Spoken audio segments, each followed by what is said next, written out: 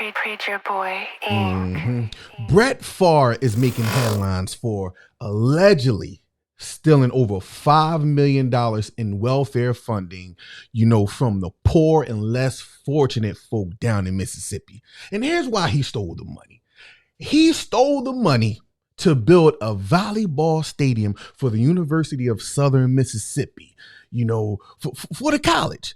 But here's what's also important to point out. Brett Favre's daughter plays for the college. Gutta And Saved, they can't stand me.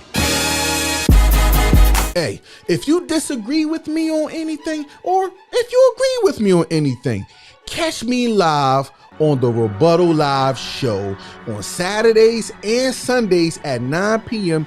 Eastern Standard Time on Facebook and YouTube, and for some folk, Instagram and TikTok. This situation is weird to me because currently Brett Favre is worth over $110 million, and he made over $140 million while playing in the NFL. That's not including his commercial deals, his endorsement deals, sneaker deals, all that stuff. So the fact that Brett Favre is siphoning funds from the poor to help build a soccer stadium for his daughter's college is nothing less than greed and evil. And all the people who was behind this, who helped Brett Favre get this money, should also be ashamed, and y'all should be jailed real rap. Because y'all know how much that man is worth.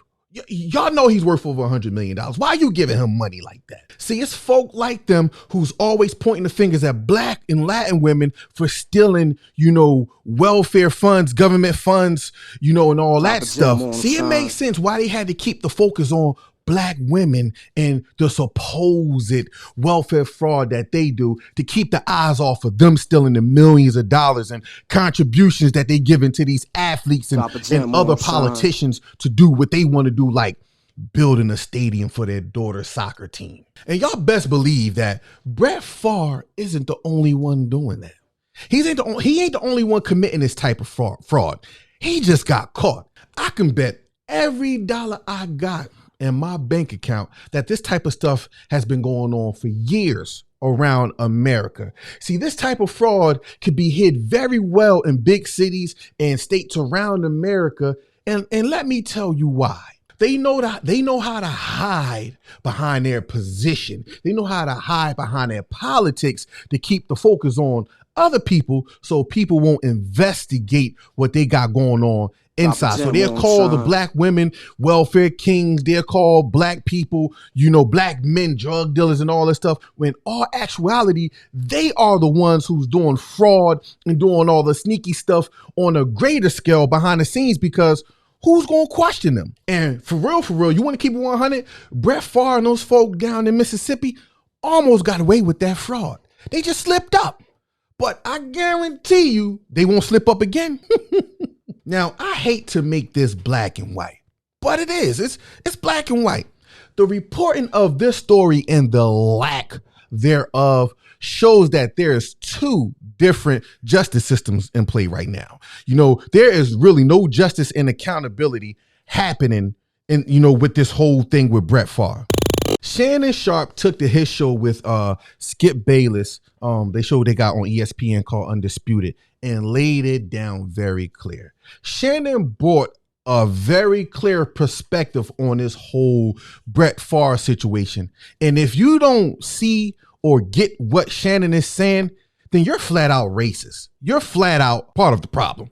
Let's roll the clip. I talked to people that was in the room when Brett Favre went into the Hall of Fame, and nobody mentioned about text messages that he sent to that jet masseuse. Nobody mentioned anything about the addiction that he suffered from. But yet T.O., they brought up everything. Can you imagine if T.O. would have had an incidents like Brett Favre off the field? T.O. still to this day right now would not be in the Hall of Fame. Yet they walked right past it like Brett Favre did nothing. That is true. I give you that. The problem that I have with this situation, you got to be a sorry mofo to steal from the lowest. Mississippi is the poorest state in our country. It is. Its citizens. So if they're the poorest state, Brett Favre is taken from the underserved. You made $100+ million in the NFL. This is what we know. Scared when black and brown people do fraud the government, they hell bent. You get an EBT card or you get WIC or you get stuff like that, boy, they move heaven and earth to try to put you in jail for $400 little measly dollars. Fact. Now this man done took $1 million and they sitting around like, well, you know, it happened and we'll see. And they're going to get more money and do it all over again. The biggest criminals, the people that steal the most, look like that. But he's been a sleazeball. He's been shady for a very, very long time. See, with black folk, they enforce the law. And with white folk, they protect and serve. That's how the justice system works here in America. A black person would have already been in jail. And y'all know that. And I can guarantee, you know, Brett Favre and all those folk down in Mississippi who was part of this whole situation, this welfare fraud situation, will walk scot-free. And the only thing they're going to have to do is pay a fine. They ain't going to get no jail time. And y'all know that. Never last. You ain't lying. Boom, boom. You ain't never last. But white folk, hear me out. Just hear me out. Listen, this affects y'all too.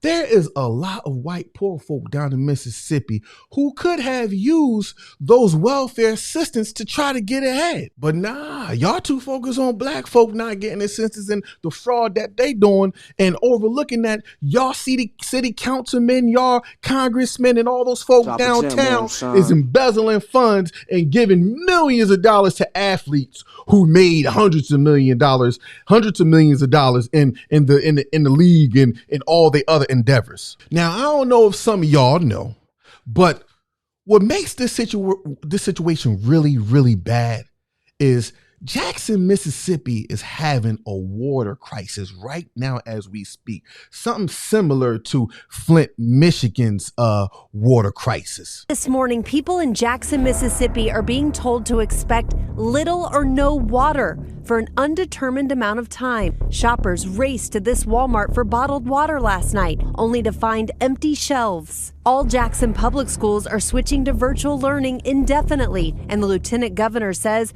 our understanding is the water and sewer system serving 250,000 citizens of the state and numerous businesses is at the brink of collapsing. It means the city cannot produce enough water to fight fires, to reliably flush toilets.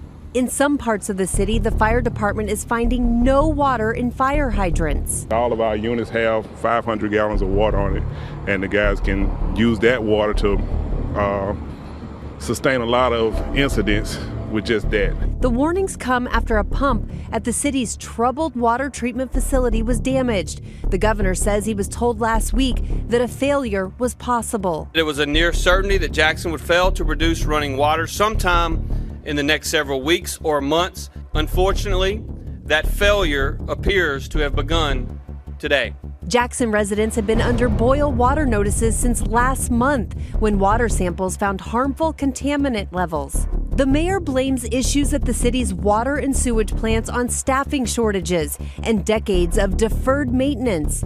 And now, flooding from the Pearl River is making the problem even worse. And because of the river water that is coming into the plant, we have to change the way we treat the water, which consequently reduces the tank levels.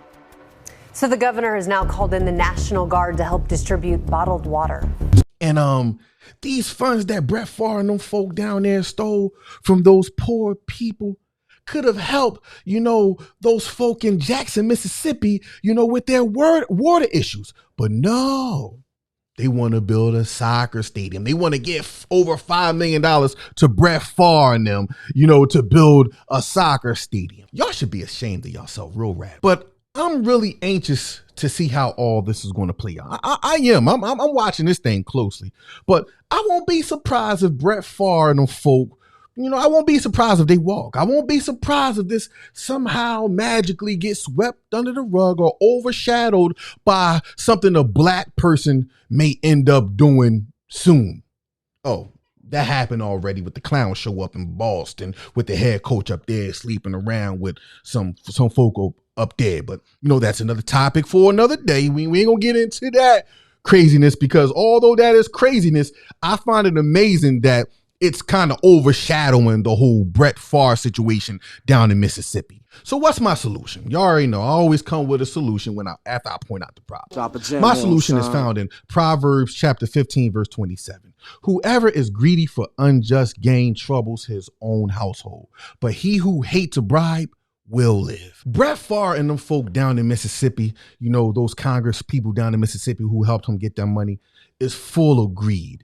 And the fact that they will steal from the poor when they know that this man is worth over $100 million is very disgraceful and very, very, very evil on many levels. And also, my other solution is for them to repent, be born again, and they should actually do some jail time too.